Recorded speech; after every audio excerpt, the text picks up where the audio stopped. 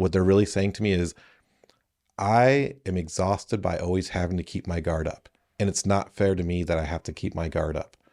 But the reality that I live in, that everybody else is slowly living in, my guard's up 24/7 nonstop.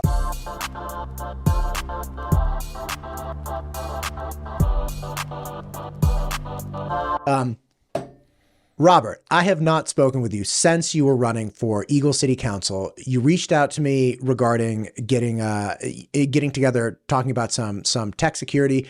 I'm so happy to be talking to you because you have one of the most incredible and interesting backgrounds with regard to tech, security, knowledge base. Thank you for coming today. Oh, well, thank you for having me. I'm definitely happy to be back. Yeah. It's a fun time every time. Every time, man. Every time. It's great. Okay, so you were just talking about doing working in Las Vegas as a This Week in Tech radio guy, as well as you were working with the Las Vegas Metro for some time as well, yeah? Yeah, that was part of the Nevada Cybercrimes Task Force. So it's a whole omnibus thing. So it's Attorney General, Investigator General, FBI, Secret Service, and then also the Las Vegas Metro Police Department, North Las Vegas. It's another city. Yeah. North Las Vegas Police Department. And it was a special program that was put together by the Department of Energy. So I was actually a contractor with the Department of Energy with their National Nuclear Security Administration. So I did cybersecurity stuff, monitoring, nuclear silos and stuff, making sure nobody was hacking in and getting sensitive data there. But they also took the opportunity to have all these contractors that were non-law enforcement, non-badged people like myself. We have access to different things and we learn things at a different rate. Like if you're a detective, they'll send you off and get specialized training in like car theft or whatever. But I would be the person that they would send you off to. So they decided to attach us to the law enforcement so that way we can show them how do you do e-discovery, how to use FTK toolkit, how do you like go through a hard drive and find evidence of a crime. So I did that and worked with them for about 3 years, like not only training the law enforcement arm on like the best ways to extract evidence from sensitive things, but also improving their processes, helping them get a lot of convictions, a lot of plea deals. Turns out a lot of defense attorneys, you're like, well, we have 1 or 2 or 3 images that we found that are bad and we're prosecuting them. But once we get the hard drives and we show the detectives like, well, here, if you go do this and this and you click a button and then tens of thousands of these images start streaming up. So now you're charging them with 10,000 crimes and then suddenly they want to do a plea deal. Yeah. So we help get a lot of convictions that way. So that was this public-private partnership that I was very happy to be a part of. But as you might imagine, 3 years of the types of crimes that you do, in that role, you have fraud crimes and you have, the image crimes. After 3 years of that, I was like, I'm going to move on to something else. I'm very happy to provide the service and help out these detectives solve these crimes. But, there's only so much of that, like mentally, you can take your own mental health. So I moved on from that, but that was one of the components of it for sure. Yeah, I had a friend back in California. He was actually a training partner of mine at Cesar Gracie's gym for some years. This guy, Chris. And he was awesome. And what I didn't, he was always a custom cabinet guy in my mind. And then he came and helped me with cabinets at my house one day. And I was redoing my kitchen and like, they got these cabinets. They're not bad, but like, I don't really know how to install cabinets. So I call my buddy Chris, comes over, pops them up. It's like 2-3 days he's crushing, but I'm talking to him the whole time because I'm a curious guy and I always want to know how cabinets are installed. And then we start talking about what he was doing before. Turns out he was in a sheriff's department and he was in charge of investigating like child sex crimes and child pornography. And he said the same thing. He only lasted like 3 years. He just couldn't take it. And he said he had gone to his mom's house just to visit with her. She lived out of the area and he was getting some work done. And his mom came up to him the next day and was like, you get that shit out of my house. Just right. Like, you left something on the table. Like, absolutely not. Like, Yikes. you can't. Yeah. So to that end, you're obviously not prosecuting people or going after people with things from like, Pornhub. Right. It's like consenting adults. Look, you can dislike the engagement, but there's nothing necessarily legal about it. But there's this whole underbelly of support for predators and pedophiles and terrible people on the internet. That seems to be now, and after I spoke with you, I realized it has a rich history of really supporting this type of engagement and being very difficult to work with from a law enforcement standpoint. Very difficult and I've watched a lot of your other podcasts and shorts for people who talk about these things. And that's kind of what started me saying, hey, I should reach out and say, I actually have some backstories on what's going on here.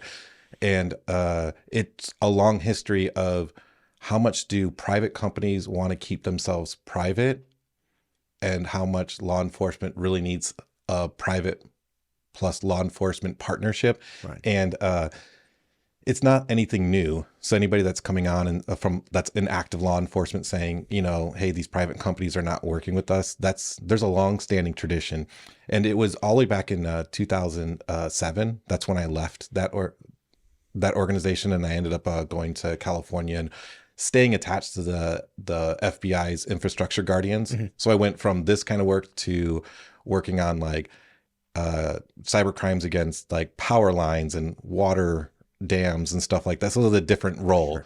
But when I was in Las Vegas doing this work, we actually had a lot of opportunities to just, run some algorithms, run some scripts, write some code to monitor. Like none of these social media platforms back then, kind of in their infancy, asked us to do it. But as an opportunity to have law enforcement and what they're concerned about and private non-law enforcement people like myself that can partner with them, we just wrote some scripts. Pointed it at MySpace for all of you, your listeners. MTU Studios is the proud producer for the Ada County Sheriff Podcast, the Idaho Wildlife Federation Podcast, the State Representative Ted Hill Podcast, the Idaho State PTA Podcast, and many more. If you or your organization is thinking about starting a podcast, MTU Studios would love to help. Just check out mtustudios.com. Old school, yeah. And that collapsed. Like it collapsed like Blu-ray disc collapse. It just boom, like they lost the race with Facebook and they just gave up. Yeah, I remember the week that Facebook said it's not just university email accounts to sign up for Facebook, it's everybody. That week, I'm like, Facebook's dead. Or MySpace. MySpace is dead. Facebook is going to take over. I remember logging into Facebook, making an account. I think it was like my junior or senior year in college. And that's back when you still had to have like a .edu. Yeah, and it was, Berkeley.edu. Yeah, it's wild. And so during that time, it was very easy. I mean, when you have social media, and Friendster is another one. Right. When you have Friendster and MySpace, they wanted to make the friction to sign up incredibly low. Get an email address, ask for a couple pieces of information, right? Boom, you're online. But what that also meant is like anybody could sign up that probably shouldn't sign up. And that could be COPPA, C-O-P-P-A. This is a regulation that says anybody under 13 has to have permission from their parents to be able to sign up for certain things online, or they can't sign up at all. Like if you accept people signing up under 13 on your platform, then you have to have all of these additional things the United States set up. So they're supposed to say, are you over 13? Yes, I'm over 13. What is your age? It's this age. And so we saw these patterns. Like if somebody was 7, they would list themselves as 107 years old. If they were 12, they listed themselves as 112 years old. So we were able to actually find how these people were this is very benign, very easy things. Sure. But we took that and then we put that into the algorithm. And then we saw these people, because we have access to the list of people who are on probation for that they're on these registry lists and everything. Sure. And so we were able to like do a Venn diagram with the programming to say, these are the people that are at risk. These are the people who are not even supposed to sign up as a condition of their parole. They're not even supposed to be on these websites. And we detect them. And then we started just testing the waters with them. Like, hey, here's some people that are clearly not over 13 signing up. You should, shut down these accounts. And then when you say testing the waters with them, you mean like addressing MySpace and saying, hey, MySpace, we have these 100 people that are obviously not 112 years old, right? We have very reasonable reason to suspect that these people are underage and have lied to you. Yeah, and we can get into some of the technical aspects of it, but like when you go on to their things, their image is of a young person, a young lady, a young man, clearly under 13 years old. That's their profile picture. The people that they're associated with are other 112-year-old people that are youngsters that are just 12. Right. So you can, and so we had like these OCR things that could quickly say, this is a young person. Back then we couldn't say 12. We could just say, This is a young person. Yeah. sub 16 person kind of thing. So that helped us kind of map it out. And also you can test with them. There was these I'm really dating myself. You could get into MySpace games like Mafia Wars and stuff like that. So you would go and you just send a unsolicited direct message to them on MySpace saying, hey, I'm in Mafia Wars just like you. Just add me as a friend so we can get bonus points in Mafia Wars, because the more friends you have in it, the more bonus rounds you get to play. So you just say, friend request, reason, Mafia Wars. And then somebody be like, oh, it's just some random that's just trying to Increase their increase their stats. Yeah. But once they say approved, now you can see all their friends. Now you can see all their messages. Now you can see their wall. So it's these very simple things that we are doing to subvert that with our algorithm. Right. And then mapping them out. So anyways, we get a handful, and we being like, it was like the FBI and I were just doing this fun little project. Just hanging out with the FBI on the weekend. No problem. It's just a side thing that we're just like, what if, we don't have subpoenas. We don't have like warrants. I mean, this is all public things that we're doing very publicly and just testing the waters. And so we send these things off to them. They remove a couple of accounts, but then after a while, we notice we can't even get to the page where you'd submit abuse, like a red flag page. It just wasn't loading. And then we didn't know, but we'd go to other pages on MySpace and they'd load just fine. And then we'd go from another IP address and suddenly it would load. And we're like, okay, maybe they think we're not with the government, so we'll start using government IP addresses to submit these things. But then they blocked the government IP addresses.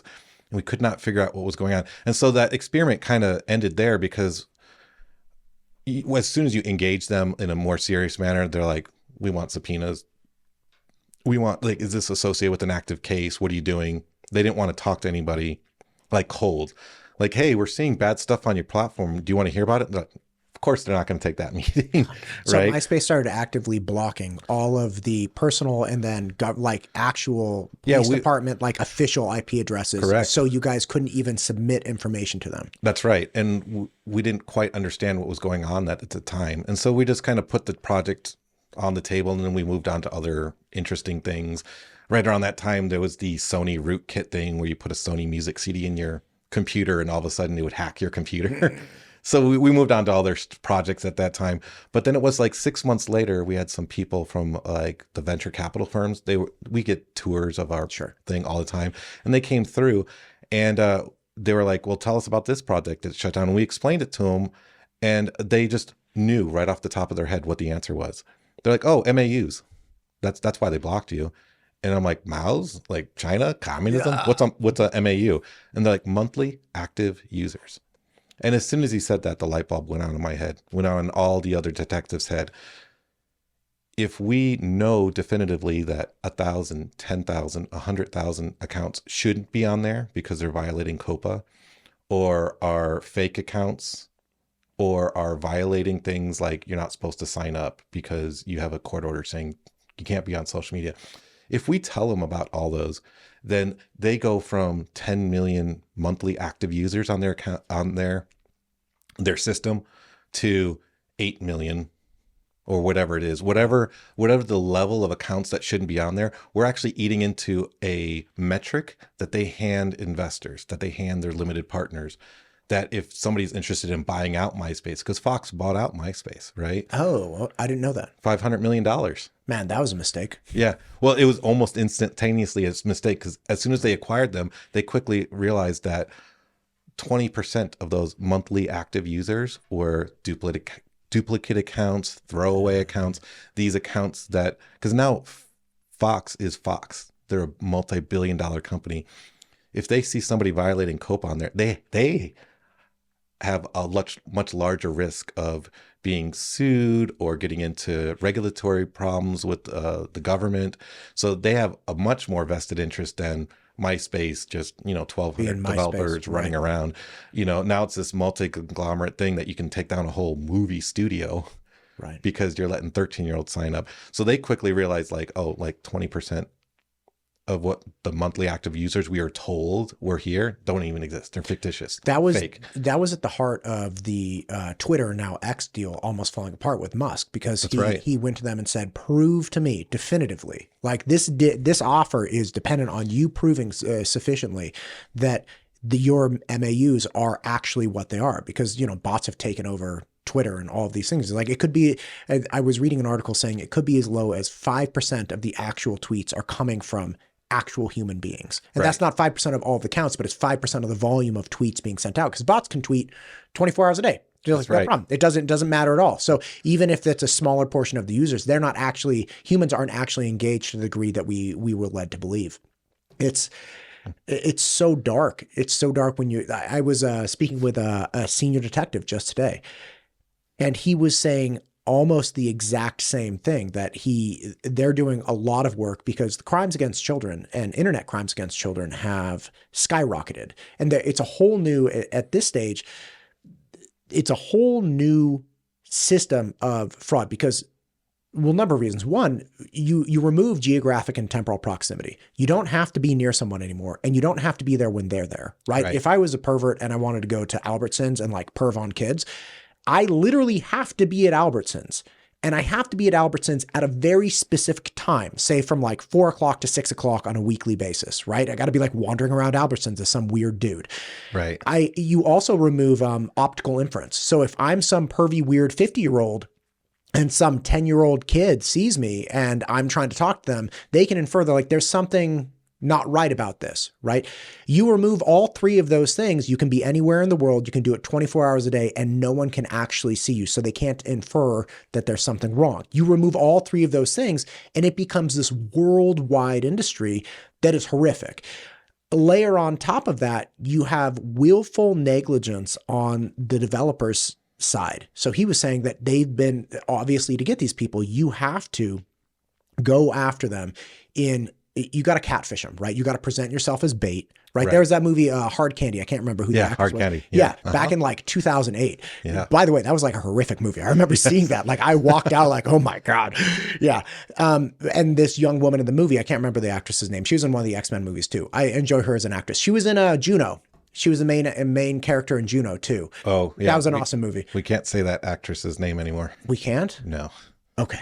Yeah. I'll Google it later. You'll have to tell me why later. Yeah. Anyway, so the point is the detective says, okay, look, this is how we do it. This shouldn't be a surprise to anyone. We make an account that appears to be like a 12-year-old girl.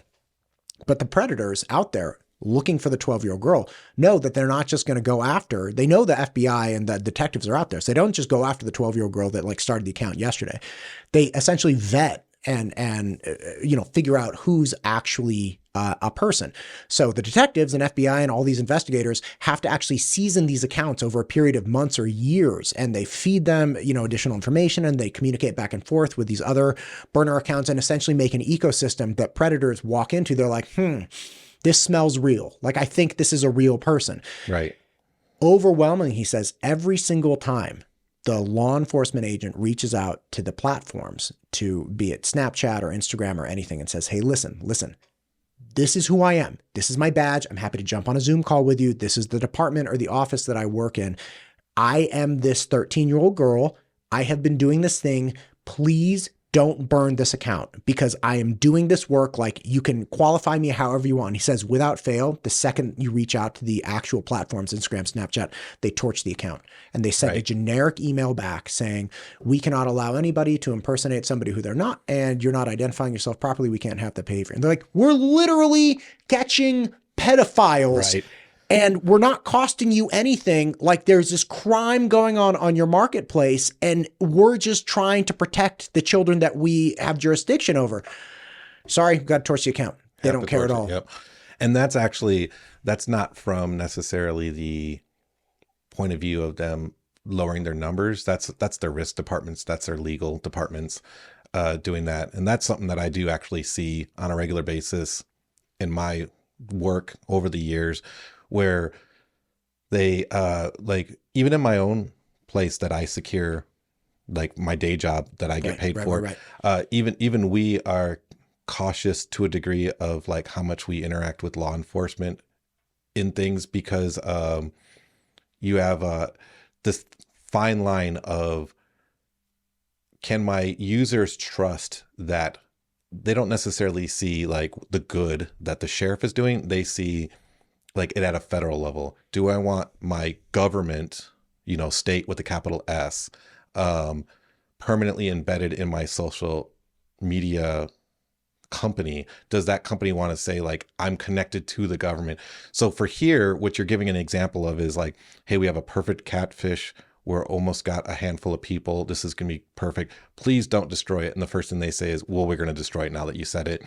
They're not seeing it from this one-to-one. They're seeing it from, I don't want my users thinking I'm in bed with the government. Right. Right, wrong, or indifferent. I think there is an argument to be made, or the debate, not me. Sure. Somebody else should have this debate of, does it have to be so black and white? Like, we can't take any risk with something like this, right? Does it have to be an all or none? Are they worried it's a slippery slope that if we allow this, then they're going to want us to allow this, then they're going to want us to allow this? I mean, I'm not the lawyer to talk the risk there, but it's frustrating because, again, when I was working with the Nevada Cybercrimes Task Force, they would try and do these things, and it was just understood. Like, when you create a fake MySpace account, like, do these things, don't do those things, never involve the platform, because you'll get burned instantly. And that's frustrating because some of the things that are happening that they're trying to prevent, right? It all gets washed away with one click on their side. Right. Well, I think you're right. But I also do think that it is a consideration of the MAUs, right? Because ultimately, like, for instance, if you talk to anybody, like I'm working on a project with Deputy Gomez, who does incredible work trying to help protect. Guy. Yeah, incredible guy, like one of the best. And he reminds everybody, he's like, listen, you have to get platform migration to be effective with these scams. He's like, so they're going to find you on Instagram, they're going to, whatever, and they're going to get you to migrate to Snapchat, specifically because Snapchat deletes end to end, right? And so say I send a compromising picture of myself to you, Snapchat saves zero record of that. So I could send compromising photos, you're a pedophile, and then I would realize like, oh no, I sent some inappropriate photos. I tell the police will identify you, or excuse me, Snapchat will say like, okay, get a subpoena, we'll give you the IP address, whatever. And then they give the information. The police show up to your house. You're like, hey, look, man, like, first off, I'm not showing your phone. Do you have any evidence of what I've done? They're like, well, this kid said he sent you inappropriate photos. You're like, do you have any evidence? And Snapchat does not participate. So although it may not be as large of an impact, what you do have is you have safe havens for people where they congregate. And they're like, the scam is clear. Get them from Instagram over to Snapchat. Get them from Twitch over to Snapchat. Get them from Xbox 360 over to Snapchat. Like, you got to get them to Snapchat. So what portion of the Snapchat interactions are nefarious? I don't know. But it's not an inconsequential number. And we do know that that platform is being used extensively to perpetrate crimes against children. So, absolutely. And you don't want to involve... and WhatsApp. Right now it's Snapchat, right? But it's playing whack-a-mole, right? So because then it'll be Terminal, and then it'll be WhatsApp. It'll be like all of them. It'll kind of rotate around. Yeah. But to get back to the MAU point, I didn't want to throw any shade on the fact that like when you set up these catfish accounts, that's kind of a different animal. But to get back to this MAU thing, that's really important.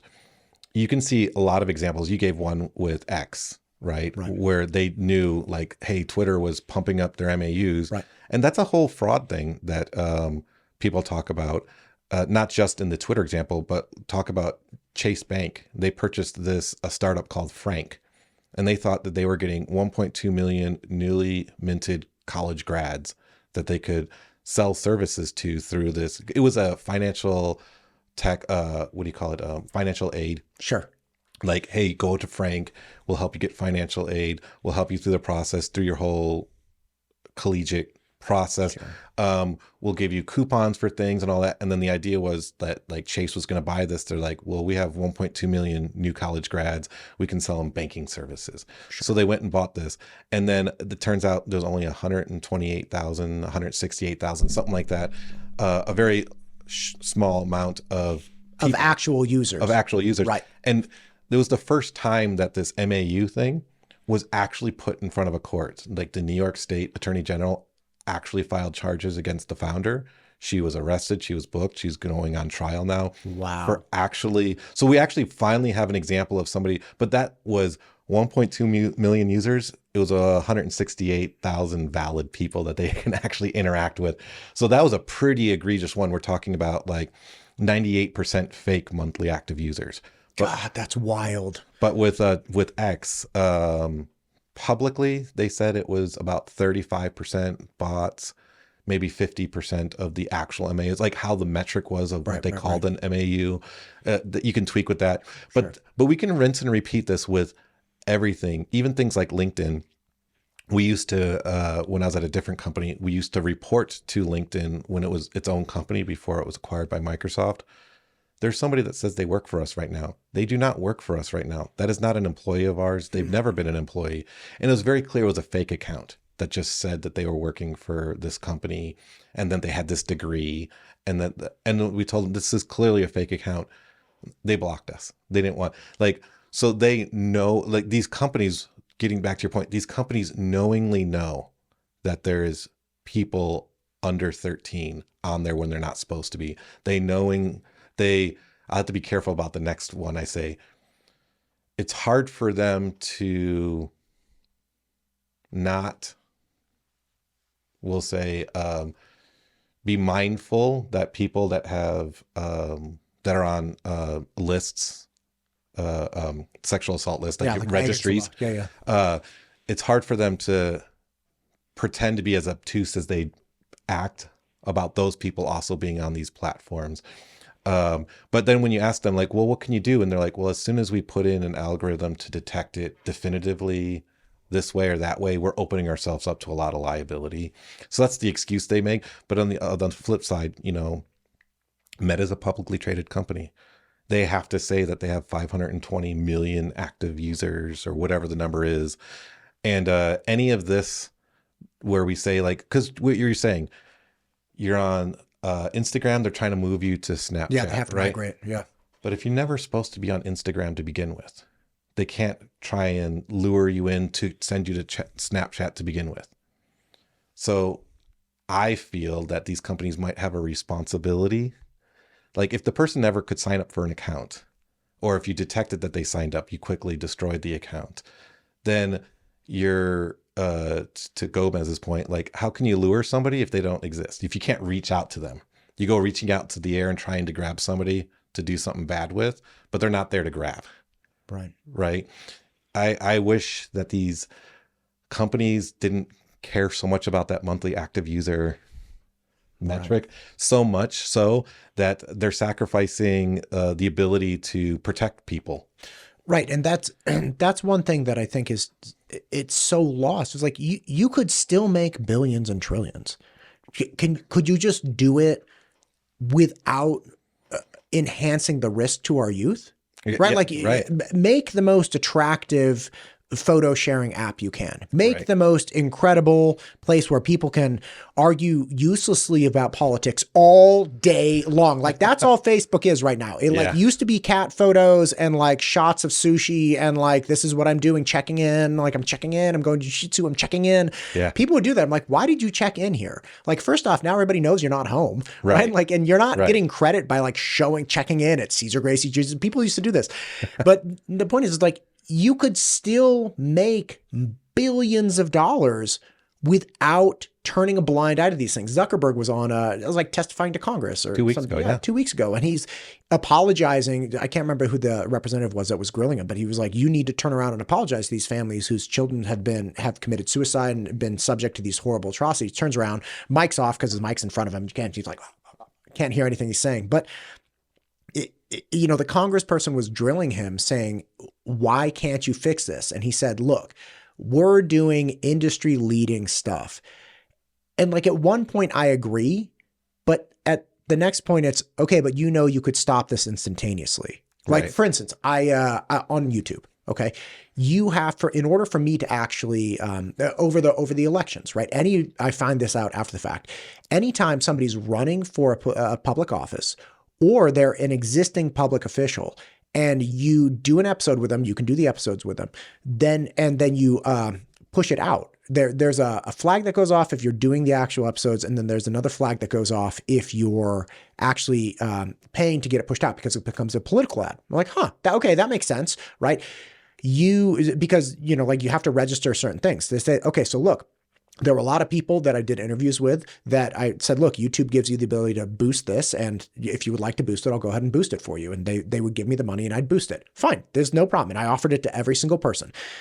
But YouTube, somebody flagged it, and YouTube said like, okay, but you're running political ads. We actually have to know more about you. I had to send pictures of my passport. Yep. And it took like a month plus to actually verify that I was a US citizen and that I was not like fomenting insurrection and like doing all these things. And they, once I went through their process, they had no problem with me. It's not like YouTube was out to get me, but they were very, very clear. They're like, look, in the United States, you cannot do these things if you're not like an actual United States citizen. They have all these different categories of things. Right.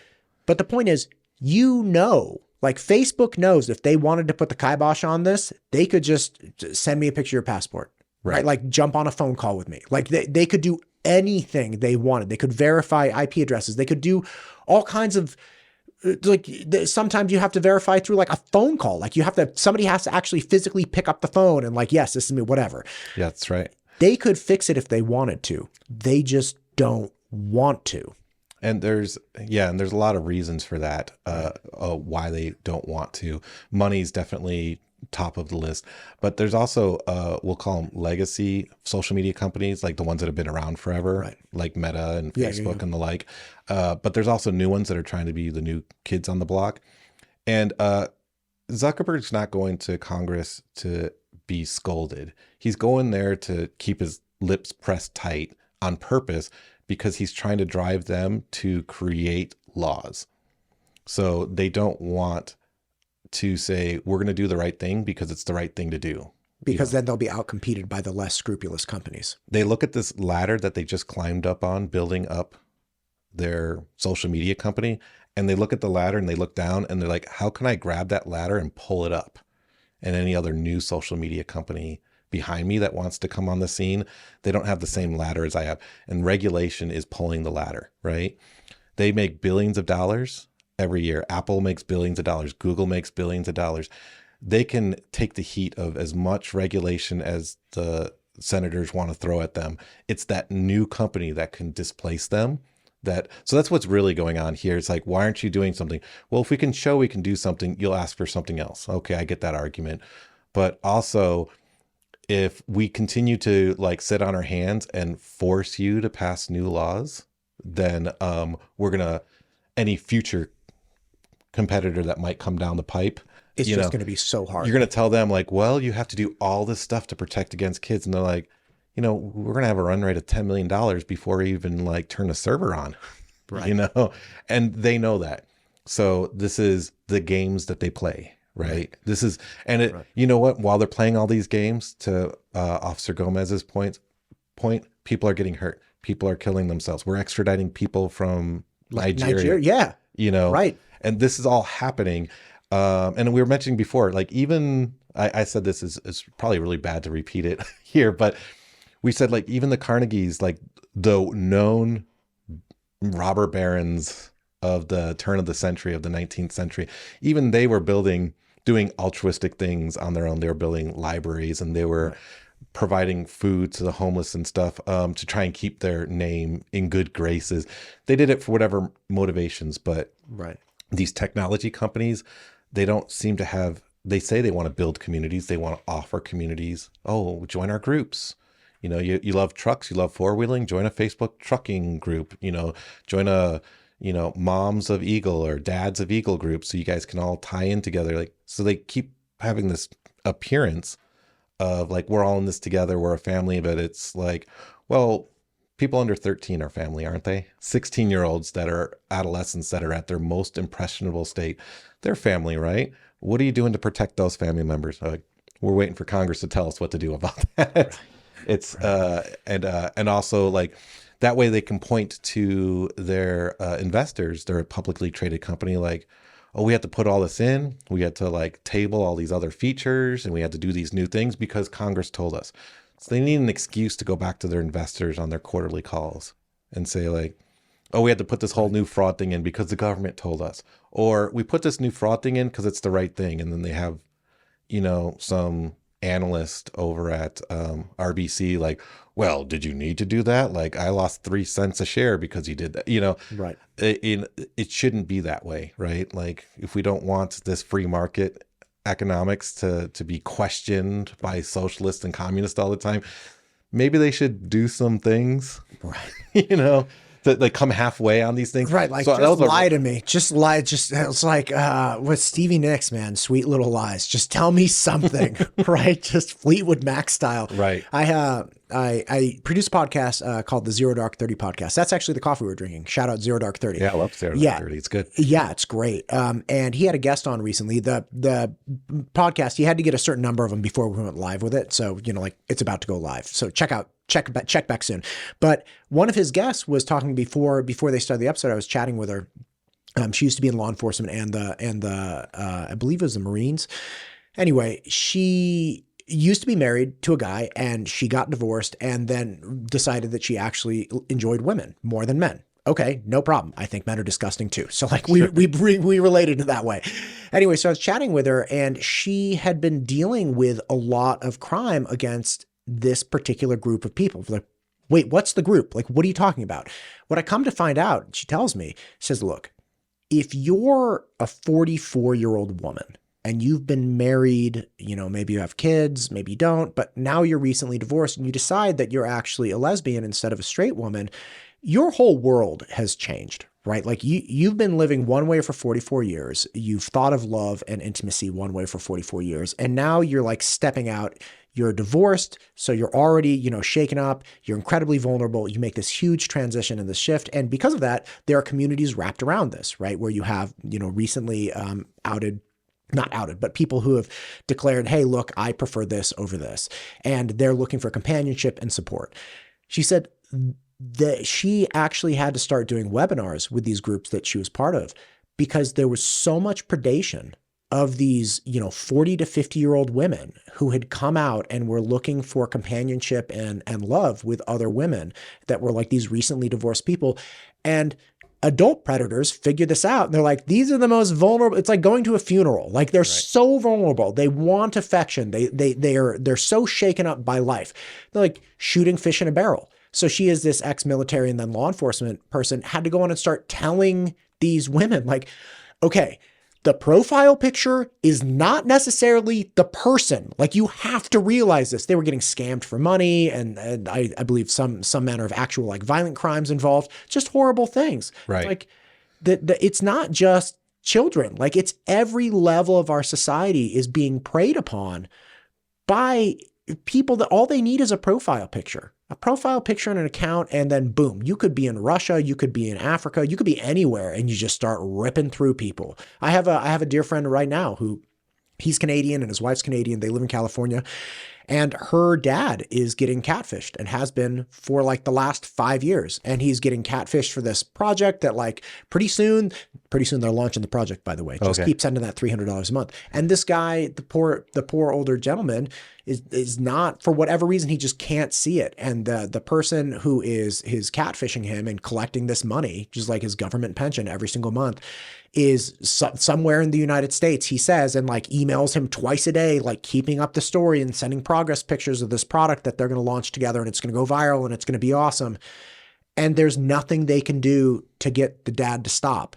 They can't get him to stop sending this person money. He's so invested and convinced that this is actually going to work and it's going to be his grandchildren's like, legacy or his legacy to his grandkids. Like you run the gamut from as young as you can get being on tech all the way till your grave.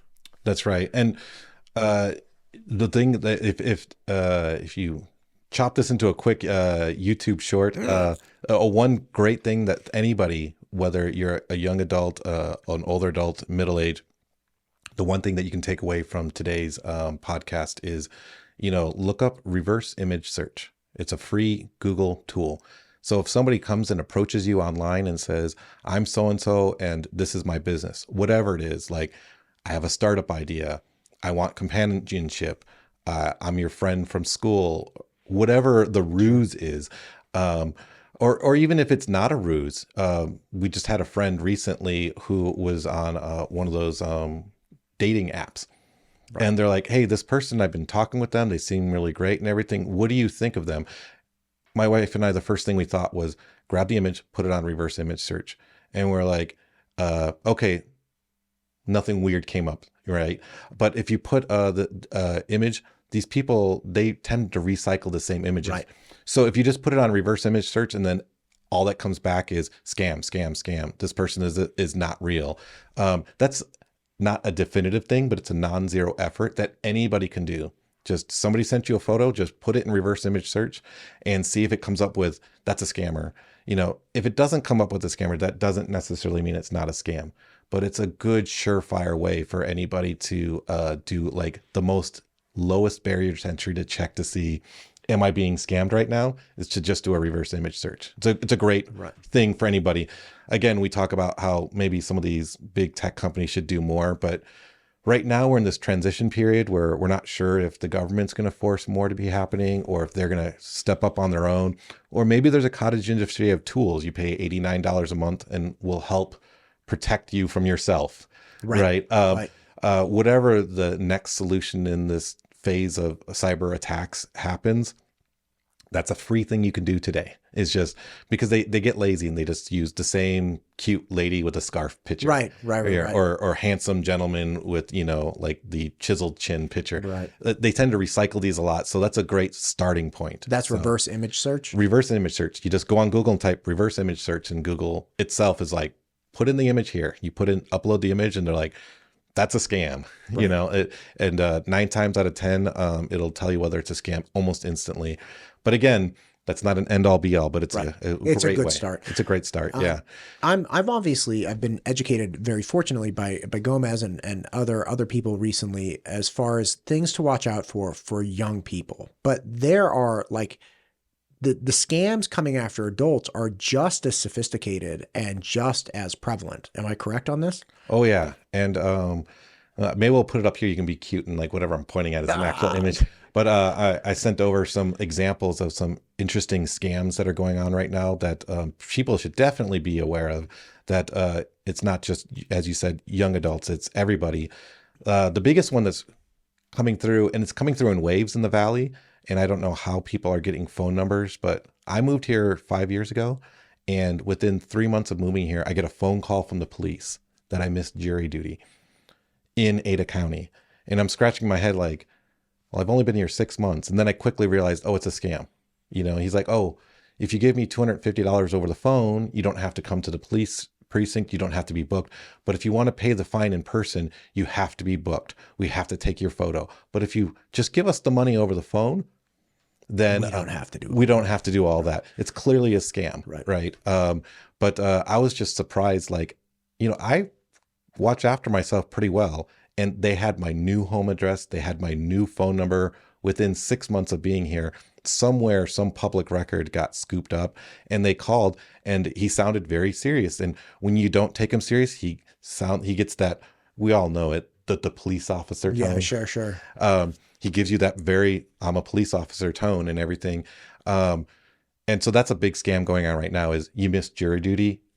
You know, come down and get arrested or pay me over the phone. It's a scam. Dude, my hands are sweating. I actually got a summons for jury duty recently. I got to take care of it. It's very unfortunate too, because I'm like obviously sole proprietor. I don't have any employees. I'm just gonna call and be like, okay, listen, if you snag me, like I literally can't go to work. This is gonna be a real problem for me. Right. I mean, in the past, that's worked. That's not even a lie. I'm not even trying to get out of like I don't have an employer that would like help me, you know, and I don't have coworkers that'll cover for me. Like there's nothing here.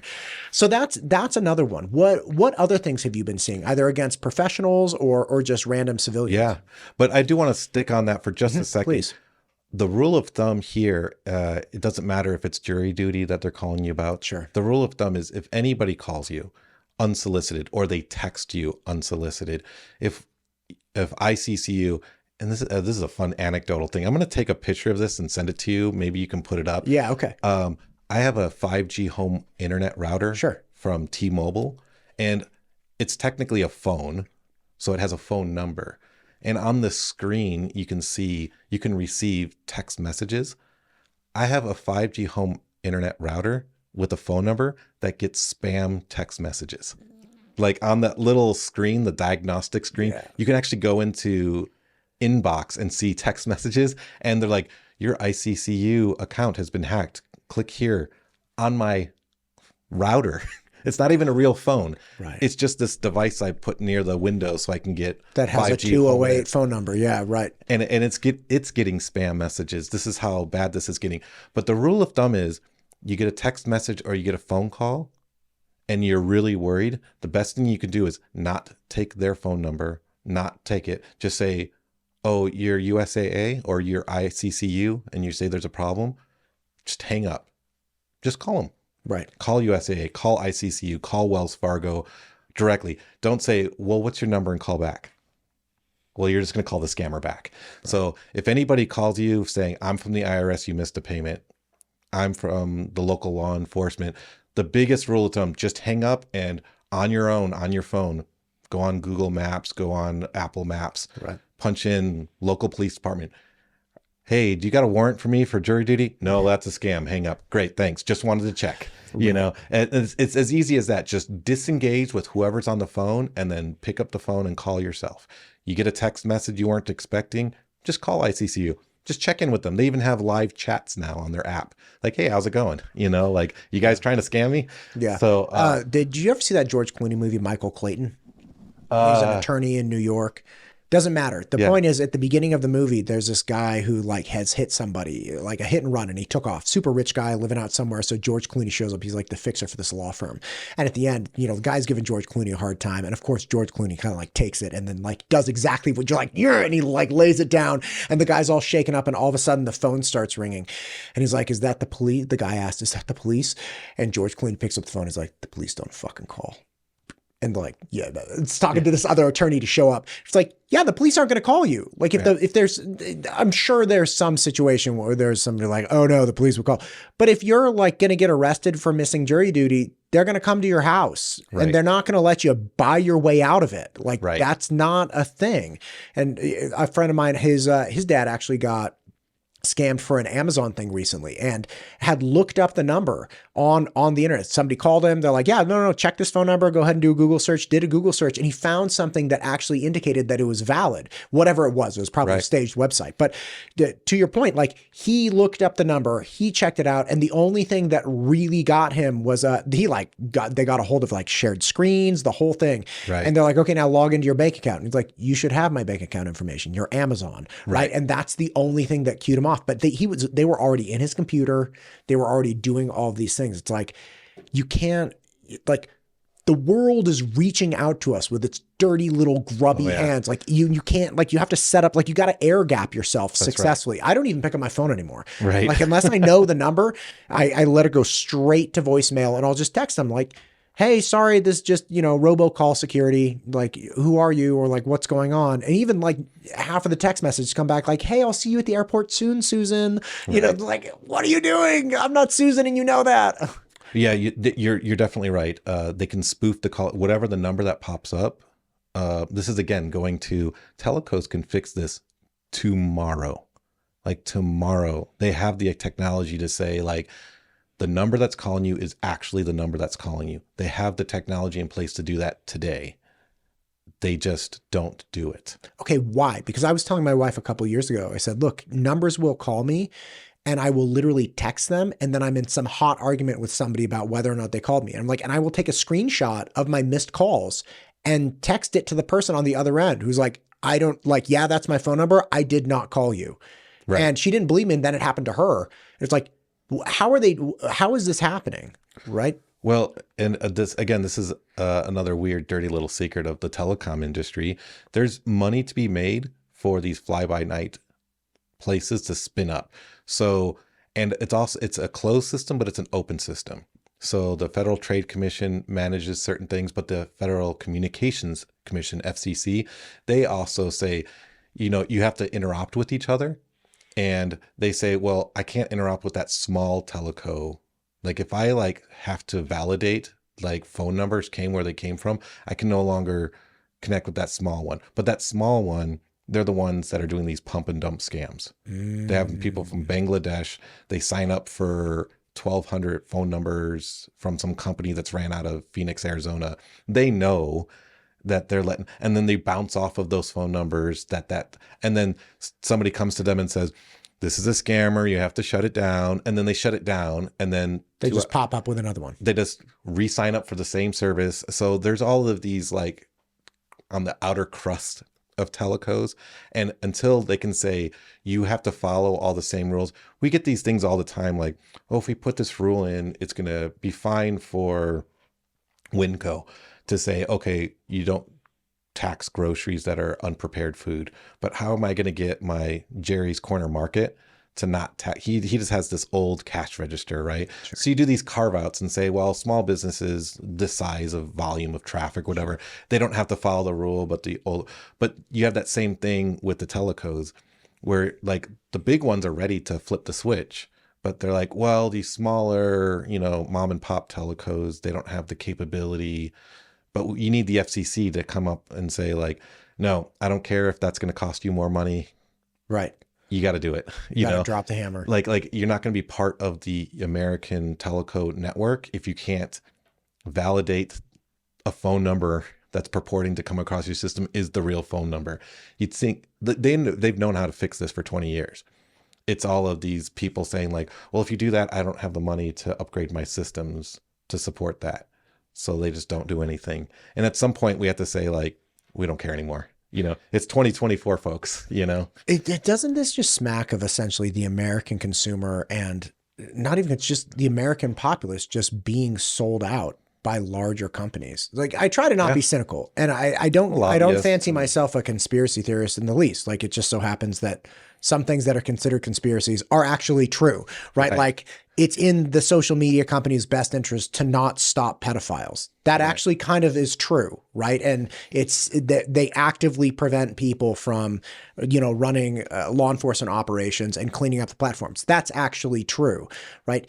And then you go down this list of the scams that are being perpetrated against people, and it's like, dude, it's all right there. And it all, by the way, it all makes sense. You're like, okay, yeah, I can see how this, dude in Bangladesh is buying 1,200 phone numbers and then running these scams. And then he gets shut down, and an hour later he's back up doing this. And this is just his 9 to 5. This is what he does all day long. Yeah. And then you have factories or warehouses of people doing this 24 hours a day, and they just bang through, and then they go home and they eat whatever they eat for dinner, and they go to bed and they wake up and do it again. This is a 9 to 5 for them. Mark Roble, he's a famous NASA engineer that does like the glitter bombs for stealing packages on YouTube. Oh my God. And like fart bombs and stuff. Yeah. Yes. So he's got a whole video. Anybody wants to look that up about how these scam centers, they're a 9 to 5 call center in Bangladesh.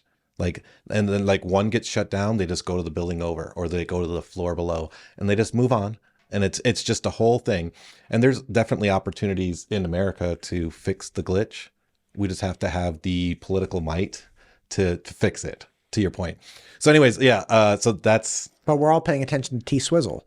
Like we're all worried about Taylor Swift and her relationship with, I don't even know who her boyfriend is. I don't even know which team he was on. I just know that there was some dude who's dating Taylor Swift, and it dominated like a month of I don't watch TV, right? Like I watch a couple shows randomly with the wife, but like it's so amazing to me that, even group texts that I have with friends, like how Taylor Swift made it into those and why anyone cared. It was like, what's happening? What's happening with us here? We're definitely deviating, but to your earlier point, just because you use the word conspiracy doesn't mean it's a conspiracy theory. It's unproven. It's, people with tinfoil hats. Right. Watergate was a conspiracy, and people were convicted. They went to prison, and that was a real conspiracy.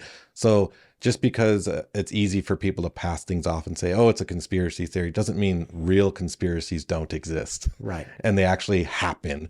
Right. Why they happen? Yeah, sure. But actually moving on to other things. So yeah, you get a phone call you don't recognize. Right. Even a text message. It doesn't even have to be from your bank of like, hey, what time will I meet you there? Like they're picking up a conversation where they left off, or I get those all the time. Yeah. Like those are all just scams to validate your phone number still valid.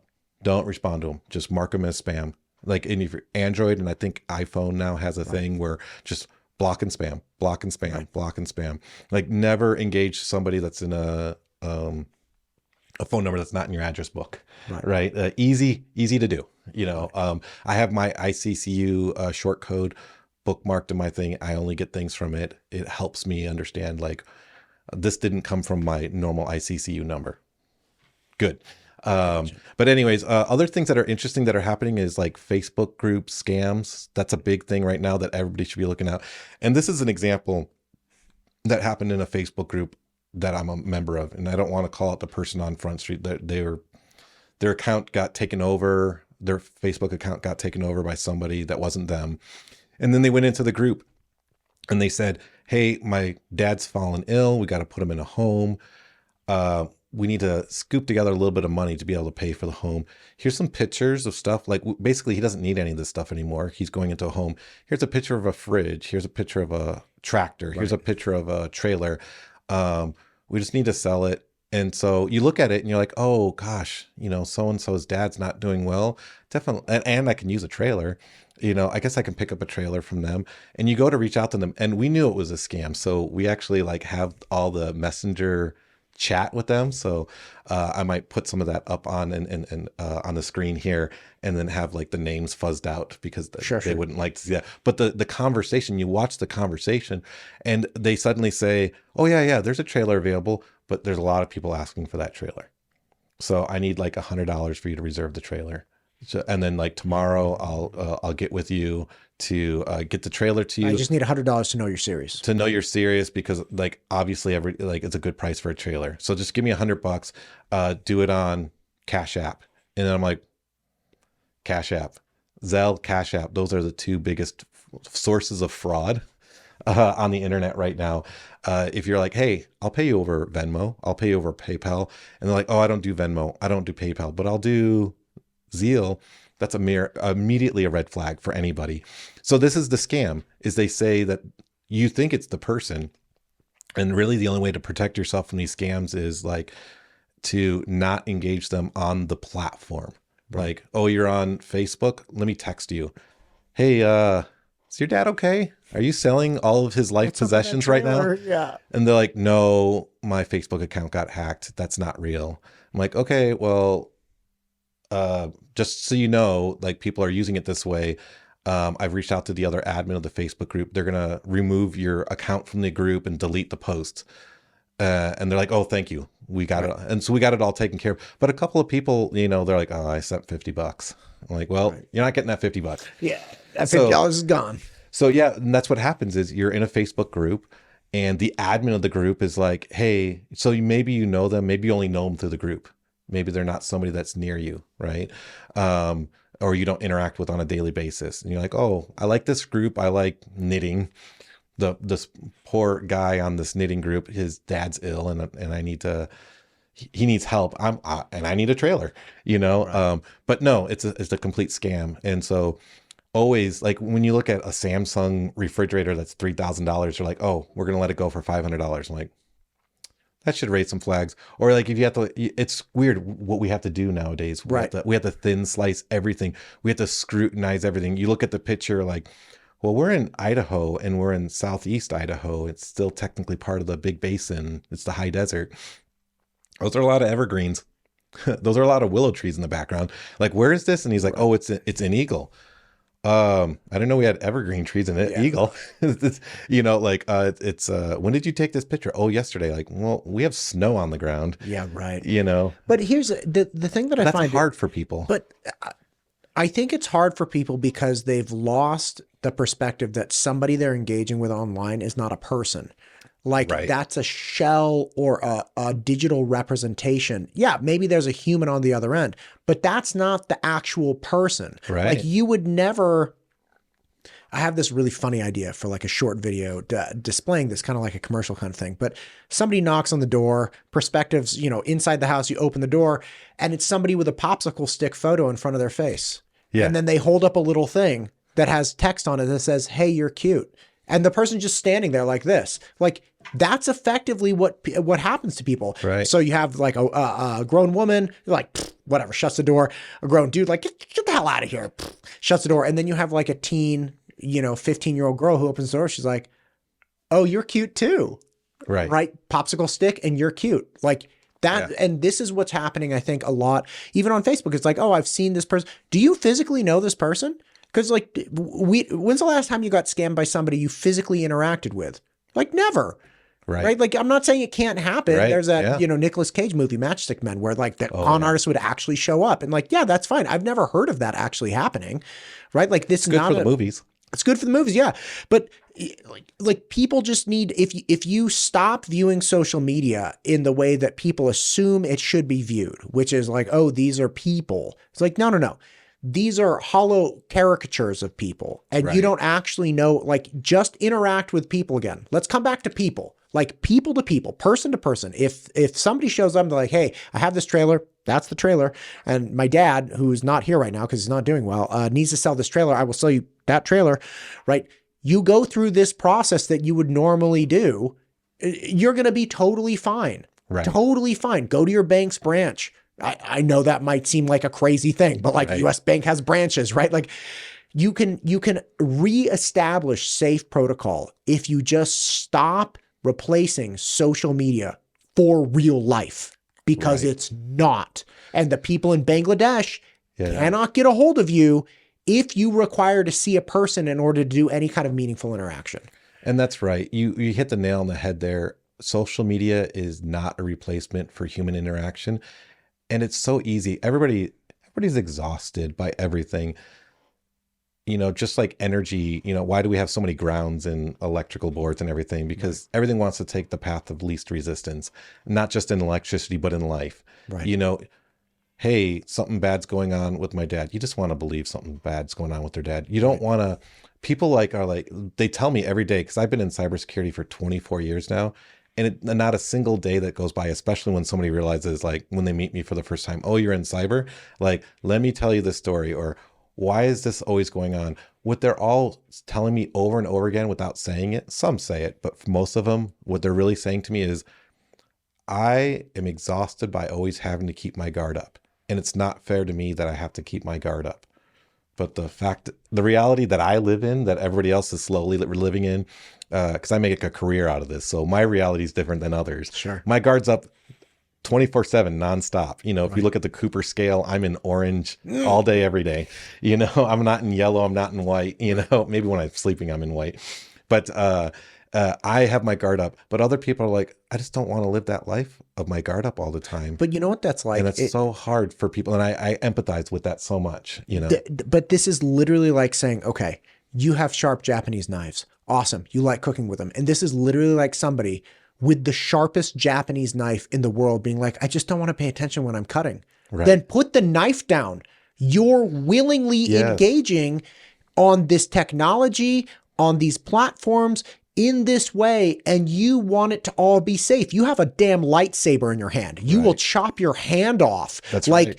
Stop viewing this as an innocuous everyday experience. And I think that's one of the problems that we're running into with our children at this point. It's like, I understand tech's a tool. Absolutely. Like I use it for video editing. You use it for all kinds of things. Like we're all surrounded by tech, but I treat that tech real seriously. And I recognize the risks and predicaments it puts me in. And when I train my kids on tech, which I do, I train them like we're using the sharpest Japanese knife ever. This is not something to be meddled with.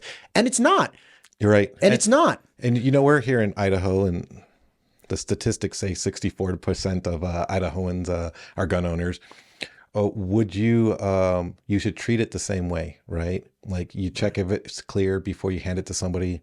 You check it if it's clear when somebody hands you something, right? It is a dangerous tool, and it can harm you, a firearm, right? I know that's some of the listeners might find that as a very terse analogy there, but you're right, Matt. Like social media, it can be a very dangerous tool if not held and managed the right way. And, you have to have your guard up with it. And for our young people, there's good use of it. Like my kid, I think I mentioned last time I was on here, they go to Innovate Academy.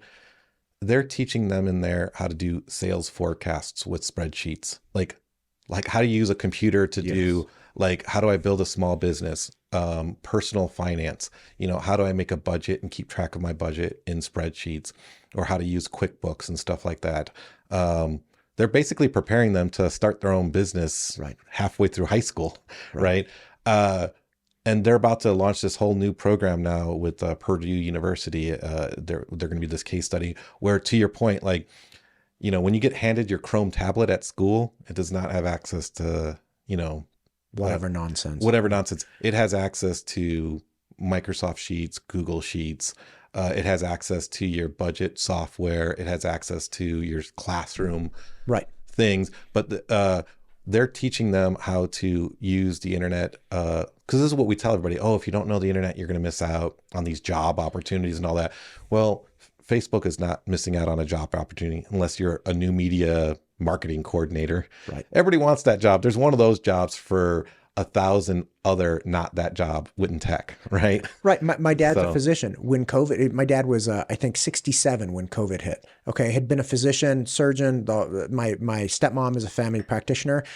They turned into a virtual practice overnight. Right. And these are people in their 60s that are not techies. Okay, so just stop. The world is filled with people that are dying to help you learn tech instantaneously. This is not like 1970 computers that took up a room this size that like only the smartest people in the world knew how to navigate. Right. Like this is the iPhone. You don't even put it, you just put your thumb on it and it turns on. Like it knows your thumbprint, Right. it knows your face, it knows everything. This is the easiest technology to learn in the world. And the argument that like, oh, we need to teach these 7 or 8 or 9-year-olds how to use this stuff now so they don't miss out. It's like, well, how did we survive? Right. Like I didn't know anything about video audio engineering until 2019. I was well into my mid 30s. Like, how did I survive? You just learn, right? This is not that complex. But again, without getting worked out, you've mentioned Innovate a couple times now on and off air. I really want to interview these people because it sounds like they're attempting to do a responsible tech rollout that has meaningful engagement, that's not utilized to just fill time or used as a reward, where it's like, do something good and you can get on your computer and just fuck off and do whatever. Right. Which a lot of people are doing, which drives me nuts. Oh, I love that my daughter told me about David Ramsey, and I'm like, I know David Ramsey. Like, oh, we use his modules at school, you know, which is wild. Which it's computer modules that he sells into schools, and and again, like there's a lot of great uses for technology, and yes, we can learn technology, but going back to a lot of these officers that you've been interviewing on here, a lot of things that we have to remind ourselves of is we just have to be careful that like our kids don't lash out at us as we're trying to protect them. We have to remind ourselves of putting ourselves in their position.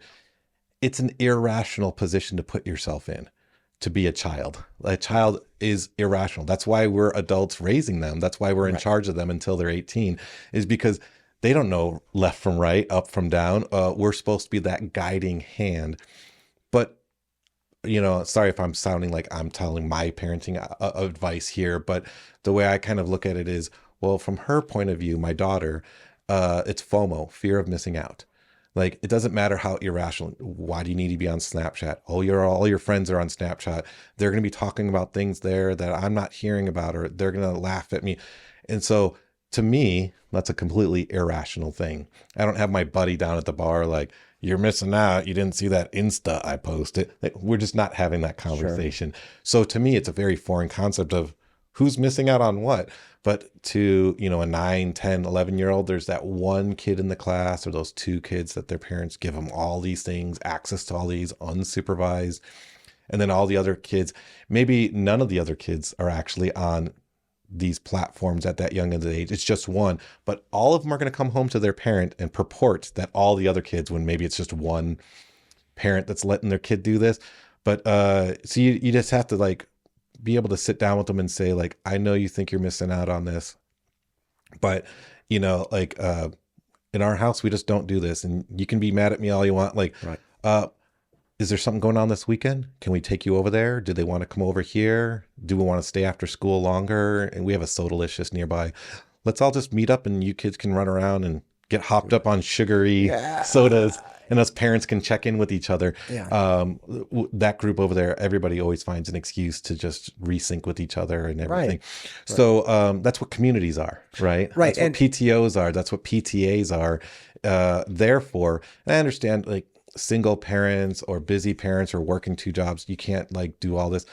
I hear that, but there's also so many people that are not in those situations that are also not Right. stepping up that I probably could, right? I know I just said a lot of controversial stuff. No, there. I no, do but and apologize. again, it's not judgment, right? Like, and we're all trying to get through the day. I think that's the bottom Yeah. line. Like and everybody wants good things for their kids, and people have varying tolerances for the chaos and difficulty of life, right? Like I tolerate as much as I humanly possibly can, and then I just die every night, and I'm dead for 7 hours, and I wake, I'm like from the dead, I crawl out of the grave, right? But like we recently took all tech away from our kids after I spoke with pediatric neurologist John Condi. Incredible episode, incredible conversation. And it's actually on the YouTube channel, obviously. But Yeah. after speaking with him, we had already started walking it back. We had taken away the iPads. Our kids were still doing like video games and some other things. And I was very proud of them. I did sit them down. I said, all right, look, like individually, my 12-year-old, my 9-year-old, we didn't ask the 7-year-old because we're already working with him. But I sat them down individually and said, all right, listen, it's over. I know you're not happy about it. But the premise was, look, if we could make your life so engaging and awesome that you didn't care, what would that life look like? Right. Like if you could never play video games again, what would you want to fill that time and that excitement with? And both of them came up with wonderful answers where it was like, done, kid. Yeah. You got it. Like Yeah. BB guns, fishing, building go-karts. And once we got the list and we started engaging in these things, I had this horrible sinking feeling in my gut thinking like, why wasn't I doing this in the first place? Oh, don't beat yourself up. I know. Listen, a friend of mine, a very dear friend of mine from a long time, one of my longest friends, had a really cool perspective. He said, listen, from 2006 or 7, whenever the first iPhone was put out, iPhone 1, until now, everybody gets amnesty. Like you're forgiven. We didn't know. You have plausible deniability. Right. Now we all know. Right? Everyone knows what it does to you. Everyone knows what it does to me. Everyone's seen relationships destroyed by online porn and tech addiction. Like I have real serious video game addiction in my family, like real serious, meaningful members of my family missing out on substantial life events and relationships for decades. Like it's dark. Everyone knows now. You don't have plausible deniability. Right. Now the question is, what do you do? Yeah. And to how much can you tolerate? And like, yes, we're going to have tech integration, but are we going to allow tech to dominate? And are we going to, biggest thing that really got me at the end, you and I get on Instagram. All right. And like, let's say I waste a half an hour on Instagram and I'm like, all right, I know I'm the product because I'm getting these free images or these free funny videos, and Instagram is providing me these things and then running ads. Like I'm the product. I understand. Right. But the thing that really finally got me was looking at my behavior with my wife in that, say we want to drink a cup of coffee in silence. And we'd say like, okay, you guys can go play video games for like half an hour, 45 minutes. Always turned into an hour anyway. It didn't matter. Sure. Because, we get there. And really realizing like I got that 45 minutes of supposed silence because I made my kids the product. Right. Oh, interesting. Fascinating. I sold them to these companies. You got some deep cuts tonight. I sold them for an hour. Yeah. And that's true. I gained this time in my life because I leveraged them. And I was like, I can't ever do this again. This is it. It's over. And by the way, my kids aren't discerning enough and capable neurologically to even stop it. The second you give them a green light, they will eat until they are sick. They can't help it. I remember they're like, yeah, dude, I remember I got Mega Man 6 for like my 9th birthday. I played that game. It was trash Nintendo Entertainment System, like the original Nintendo. Yeah. I remember my mom's like, you can play as long as you want. I played that for 10 hours straight. I've never had a headache. Blisters on your fingers. The thumbs were shot because you have the edgy, like the up, down. I know that one. And it was, I remember that then, and that was bad Mega Man, right? Compared to what they have now, and I see them going through it, the brutal nature of what they cognitively and emotionally go through on these games. I was like, never again. Yeah. Never again. I'll do whatever I have to do. And there's lots of, again, to your point earlier, there's lots of opportunities with technology, right? You remember VCR games and all that stuff? VCR games? Yeah, you put a videotape in a VCR and you hit play and you play a board game and they sell it. Oh my God, I remember those types of things. Yeah. So they have stuff like that now that we do with the family. So we pop it's called Jack Party, like Jackbox TV and all that. and they're like, draw silly pictures, and whoever gets voted for the most silly picture. So we have family night that's augmented, because it's no different than playing a board game. Sure. So there's a lot of like, we don't want to like say like anything that reaches out to the internet is gonna be terrible. There's a lot of things like that, like Jackbox TV for your family nights and stuff. And then you go in, like we go to the Steelhead games all the time, the hockey team here. Sure. And they have things where they're like, hey, vote online for your favorite player. Like there's obviously positive uses for the internet and these tools and everything. But to your point, like, are we going to have the kids unsupervised playing Jackbox till 3 a.m? Probably a bad idea, right? You're doing it with the family, right? Even if it's an entertainment thing, you're still dealing with the sharpest Japanese knife of your entire life. Because and it doesn't like, fine, Jackbox, you can pick the most innocuous, safe, family-based thing. The detective I was speaking with today is like, I don't care what you're on. It has been weaponized in some way by bad people. And I know in talking to senior detectives, they're like very cynical and hesitant and anxious about things. And people recognize, they're like, well, that's a detective. But it's like, they're just playing whack-a-mole. They can't even educate people. Right. His entire day is consumed with consoling families and dealing with the breakdown of like how every time he says the family every time looks at him like, wait, how could you have done this? And the kid just doesn't, like, meh. So that's right. And there's the supervising devices. If there's a device, if you're 16, you're going to be hard pressed for some kids not to give them a phone of some sort. But if you have an Android phone, you can get Family Link, so you know every app that's on there. You can block every chat app in the universe. So if the app is like the family chat app, right? Or, you're not going to put Snapchat on there. You're just going to have that blocked. They have a lot of tools, and they're only getting better. This is great news that people that are very insistent that they have to have technology in their, like, so this is what I would say. Some people are just not going to take all the great advice. But so this is what we still have Doritos in the grocery store. People are not going to they're going to eat Cheetos. But we can say phrases like harm reduction, right? Like, okay, fine. You really need your kids to have the phone, the latest phone, like, right. But put Family Link on there, know what's on your kid's phone where it has a pop-up. Hey, they want to install Snapchat. Hit the deny button, right. So should the 9-year-old be on there? I mean, that's for each family to decide what they want to do. But if they are going to decide to do this, they should really rationally say, like, it shouldn't be, you shouldn't just hand a Ginsu to your child and tell them, like, go into the world, Go forth, child. Right. Right. And here in Idaho, we do have, this is interesting because we do have this philosophy in Idaho of free range kids, right? Like, hop on your bike and go hang out with your friends. There's still a lot of places in Idaho that you can still do that. Like, we moved here for our kids to say, like, I'm going to Tony's house. Okay, go to Tony's house. They have a watch that has a GPS, so we can see, yep, they went to Tony's house. But we were kids. We rode a bike, and their mom said, when the street light comes on, head on home. Yeah, right. We want to be able to offer that opportunity for our kids to learn independence and not be helicopter parents to a certain degree. But at the same time, if you're not a helicopter parent and they get a hold of these things, or if you are a helicopter parent, but you let them do it anyways, this is finding the right balance thing. Yes. Right. For each family. And there are tools out there for these families if they decide, you know what, we are going to be those tech people. Right. We don't care what you or Matt says, or Officer Gomez.